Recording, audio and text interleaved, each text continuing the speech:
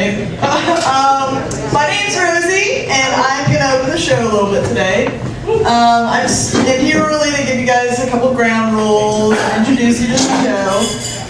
Tonight we're doing an open mic. Just so you know what that means, we're all comedians just trying out material to see if something works. Hopefully everything you see tonight will be amazing, but there's a possibility that it won't be.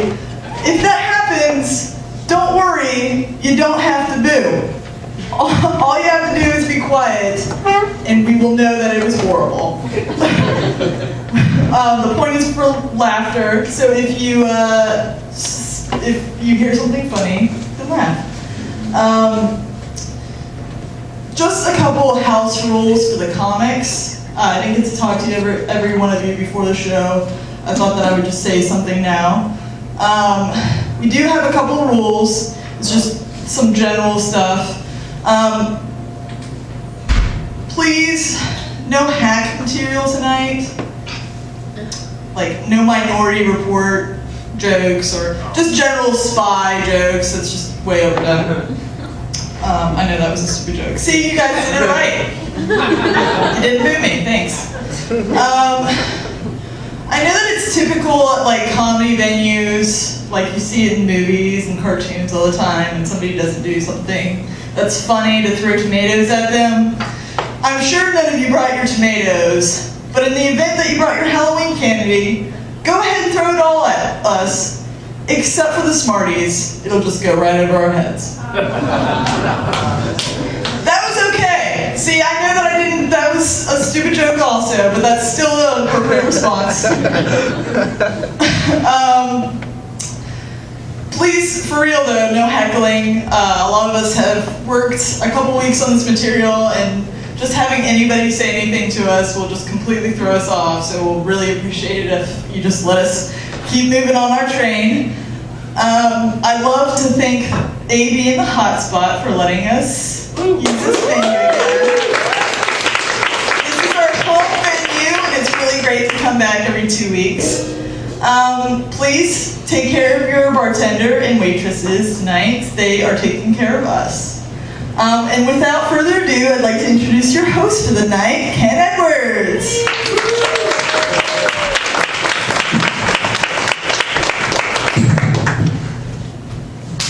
Give it up for Rosie. You'll see her again later. How's it going, Hotspot? So what I need, first of all, is a round of applause from those of you who have been to one of these before. And now I'd like to hear from everyone who has never been here before for one of these. That is awesome. That's our first round of new people clapping in like a few months, so I hope we don't scare you guys away like we did all the other people before that. So yeah, I appreciate you guys coming to this comedy viewing tonight. We don't have a body yet, but let's wait and see how hard our comedians kill. I have 10 great comics up for you, but unfortunately you're gonna have to listen to me try out a little bit of material before that. You guys like Halloween? How'd it go for you? I like scary movies. That's my favorite part of Halloween. Not that you can't watch them all year, but you know, that's the designated month. It's like Halloween has, scary stuff has its own Black History Month. We're like, we can only acknowledge how scary this stuff is in the month of October. The thing that pisses me off though, and it's a trope that happens in so many movies, is the cat that jumps out of the closet when, you know, tension is building up. But it never gets me. The only horror about that moment is how horrible a pet owner, anybody who screams at that is, because they've locked their cat in the closet, and once it jumps out, they don't recognize it. So, I hate to get political, but I have a question. Who voted yesterday? Yeah? You guys looking forward to a big reward for that? I can tell you, you've already gotten it, and it is in the form of a sticker. I have plenty of those left over from childhood, so I stayed home.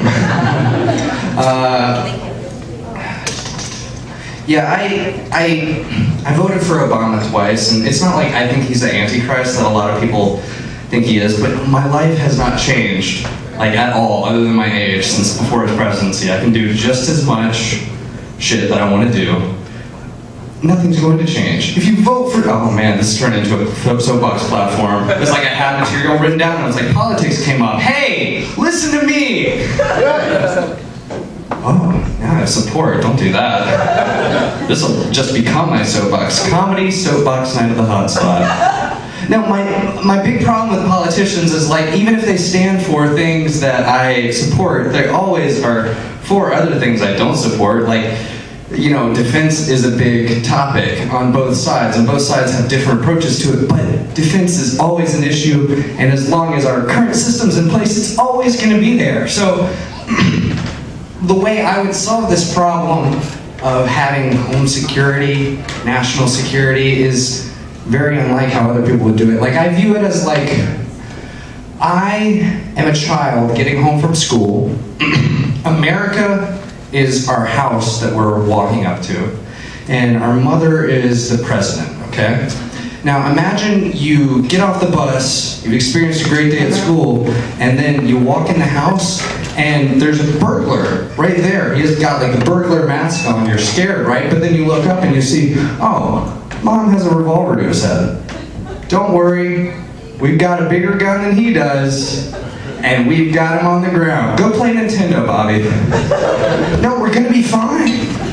Seriously, it's just, look, as long as we have a bigger gun, he's not getting up. And then you go to school the next day and you come home, and some people's idea of solving this problem, further solving this problem, is you come home and she's got a shotgun to his head.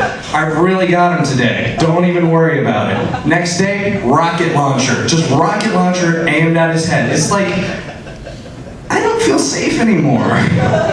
Even if this guy does try to attack, you're gonna be taking yourself with him? Mom, I live in this house too. My idea of solving defense would be like just asking the robber if his dad ever loved him and offering him a hot meal and a place to stay. I don't think the president's very interested in anything along those lines. Speaking of what's happening politically, some of the things that I do support that some people in power have changed are now gays can get married. Yeah, I notice only a handful of you are all about that. That's very interesting. Thanks for an interesting dichotomy of what you'd expect out of a comedy club. Yeah, I had a friend who came out to me recently. Yeah, gross, right? I've only gone down on him like twice and stuff. Now, I don't remember the joke I was going to make. That was pretty good, though, right? Yeah, I think that it's great that gays can get married, but I still think that if you were gay and dating somebody and hadn't come out of the closet before that happened, I recommend that you go ahead and marry your beard, because then you can not only enjoy the joy of marriage, but also the joy of divorce. Oh, wow. Yeah, don't like divorce jokes, okay. I thought that was old hacky material. Should I go into some spy stuff now?